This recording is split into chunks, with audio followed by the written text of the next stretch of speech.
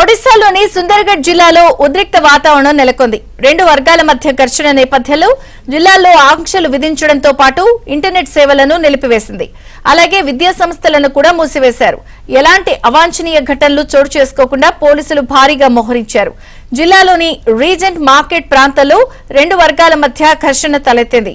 ఓ ఇంట్లోని అనుమానాస్పద ఆహార పదార్థం విషయంలో ఘర్షణకు పాల్పడటంతో తీవ్ర ఉద్రిక్త పరిస్థితి ఏర్పడింది. ఈ ఘటనలో 4 పోలీస్ సిబ్బందితో సహా 12 మంది గాయపడ్డారు.